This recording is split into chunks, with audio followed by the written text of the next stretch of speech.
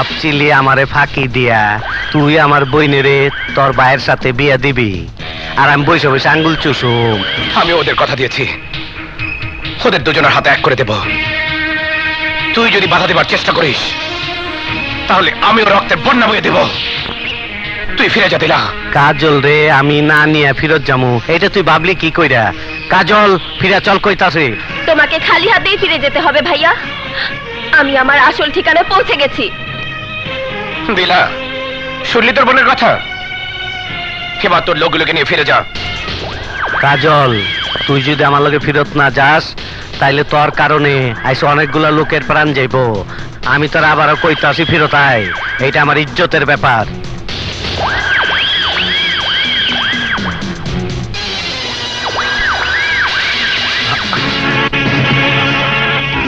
তোমরা যদি এই মরণ খেলা বন্ধ না করো তাহলে আমরা দুজনে একসঙ্গে আত্মহত্যা করব। থাম থাম, যার জন্য এত কিছু করলাম সেই যদি আমার না থাকলো তাইলে কি হইব এই ঝগড়া ফেসাদ কইরা? দেরি তৈল বুঝতে পারলাম কাজল যেটা করছে এটাই ঠিক, তাই আমি ওদের সিদ্ধান্ত মাইনা নিলাম। বিপ্লব, তোর কাছে আমার একটা চাওয়ার আছে। কি চাও বল। আমার আব্বার বড় সাধ ছিল, তার একমাত্র মাইয়ার বিয়া তার বসত বিদায় সম্পূর্ণ করবে, কিন্তু সেই আশা পূরণ হয় নাই আব্বার। তাই আমি সিদ্ধান্ত লইছি মরহুম আব্বা জানের ইচ্ছাটা পূরণ করুম, আমার গ্রামের বাড়িতেই অগবিয়াটা দিমু। তুই আমার আব্বার শেষ খায়েশটা পূরণ করবার দে। দিতে পারি, তবে একটা কথা মনে রাখিস দিলা, যদি কোনো রকম ফন্দি করিস তাহলে এটাই তোর জীবনের শেষ ফন্দি। না না না, কোনো ফন্দি না, আমার বোন তোর কাছেই থাকবো।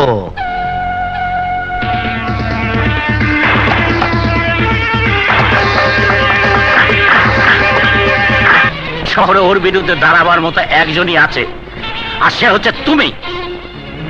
কাজল হচ্ছে দিলার তুরুপের তাস। ও হাতছাড়া হয়ে গেলে দিলার অনেক স্বপ্ন সাথ ভেঙে যাবে। দিলা নিশ্চয়ই বড় রকমের ফন্দি করছে। আমি তোমারে সেখানে যেতে দেব না, ওদের বিয়ে আমরা এখানেই দেব। তুমি কোনো চিন্তা করো না, দিলা যদি কোনো রকম বেইমানি করার চেষ্টা করে তাহলে আমি ওকে চরম শিক্ষা দেব। প্রয়োজন হলে আমি ওকে এই দুনিয়া থেকে বিদায় করে দেব। হ্যাঁ হ্যাঁ, ওখান থেকে আমরা ফিরে না আসা পর্যন্ত আয়না তোমার হেফাজতেই থাকবে। তুমি আর আয়না 3 নম্বর সেক্টরে যাও। চলো আয়না, যাও। চলো।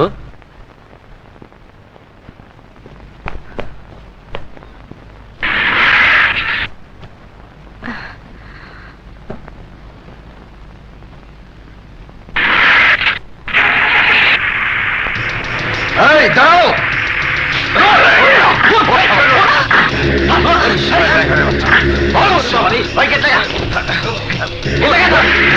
সবার মুখ টেপ দিয়ে বন্ধ করে দে।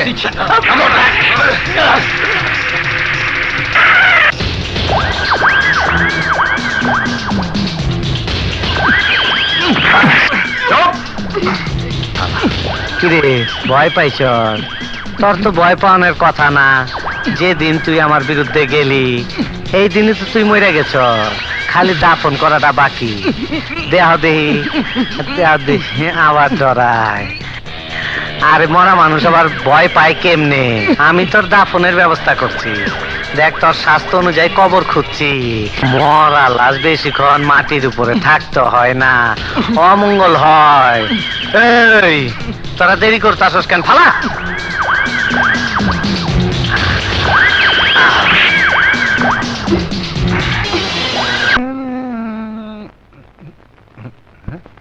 এই খারা, আমার ওস্তাদ মানুষ, পয়লা মাটিটা আমি দেই।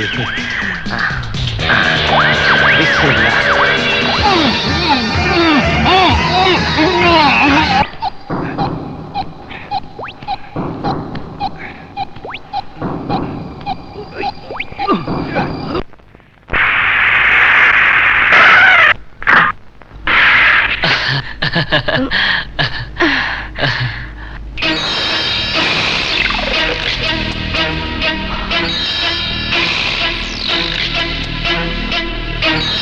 ভাইয়া, কোনো আয়োজনই তো নেই। আছে,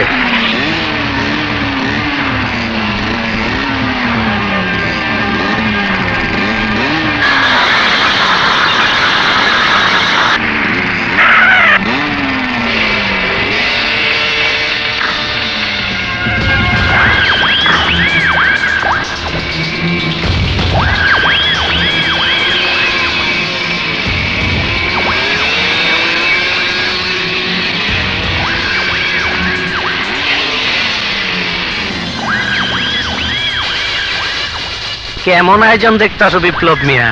এটা বিয়ের আয়োজন না, এটা ডিলার তৈরি করে মরণ ফান। আজকে এখানে তোকে দুইবার জিন্দগি তামা তামা করে দেবো। এই! আরে তুই তো গর্তে লুকে থাকে ইঁদুর। ইঁদুর কোনোদিন বাঘ শিকার করতে পারে না। এই নটির পোলা, বাঘ কারে কয় চিনস না? বাঘ আমি বাঘ। তুই জানস পেটালা ডিকে যে তোরে আমার বিরুদ্ধে অস্ত্র চালানো শিখাইছে, তারে আমি খাইয়ে ফেলাইছি। এই, আমার স্বার্থে বাধা দিলে কাউরে আমি ক্ষমা করি না। আমি আমার বউরে খাইয়ে ফেলাইছি, তোরও খাইয়ে ফেলাবো। আজ আমার বড় আনন্দ লাগতাছে। আজ তোকে দুইটার জিন্দগি তামা তামা কইরা এই মাটিতে এক লগে দাফন করুম। আরে ওই ওই কুত্তার বাচ্চা, তুই যে একটা বি ক্লাস আর এরকম একটা কিছু করবি আমি আগেই জানতাম। তাই আমিও সব ব্যবস্থা তোর জন্য করে রেখেছি।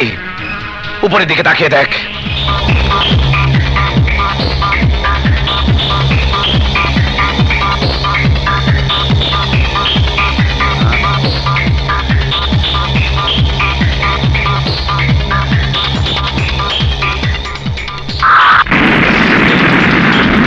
তোর পটেক্কা আমার পছন্দ হইল না।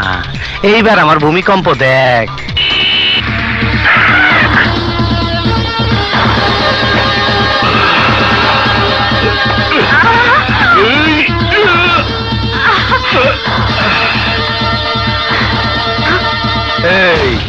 এইবার তোর বান্দর গুলারে নাম্বার ক।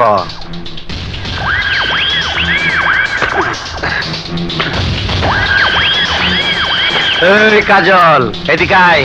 না, যাব না। দেখ আমার মাথায় রক্ত উঠে রয়েছে, যদি না হস নাইলে কিন্তু কুত্তার মতন গুলি করে মাইরা ফেলামো।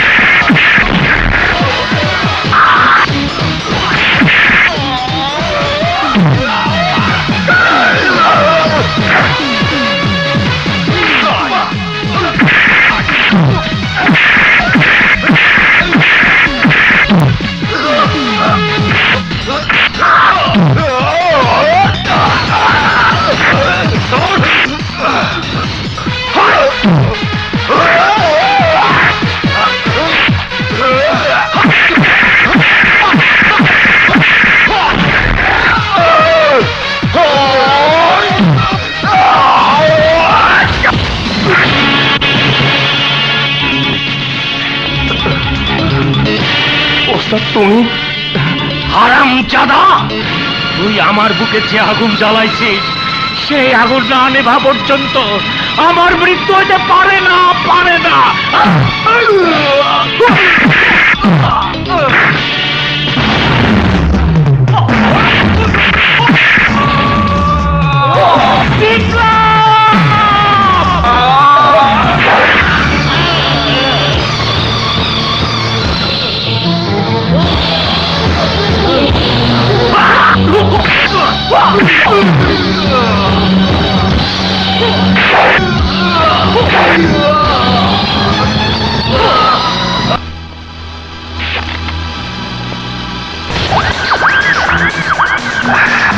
বিপ্লবীরা, তুই আমার জিন্দেগিটা তামা তামা করে দিলি।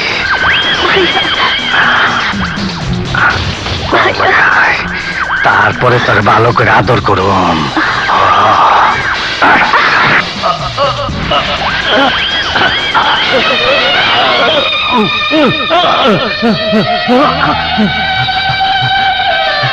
বিপ্লব, আর আমার কোনো দুঃখ নাই। আমি আমার প্রতিজ্ঞা রক্ষা করতে পারছি। তুমি দিলের উপর তোমার প্রতিশোধ দিতে পারছো।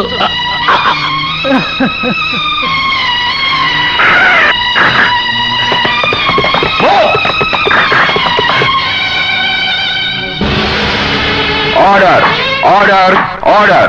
বিপ্লব পরিবেশ ও পরিস্থিতির কারণে আইন নিজের হাতে তুলে নিলেও দেশের এবং জনগণের বিরাট উপকার করেছে বিধায় মহামান্য রাষ্ট্রপতি বিশেষ ক্ষমতা বলে স্বাধীনতা দিবস উপলক্ষে বিপ্লবের সাজা মওকুফ করে তাকে সসম্মানে খালাস প্রদানের নির্দেশ দিচ্ছেন।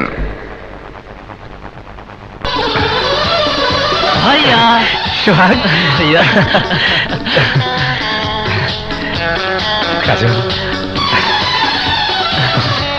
ভাগনা, মামু কেমন আছো? ভালো। আয়না ওই যে ভাবি। যাও যাও।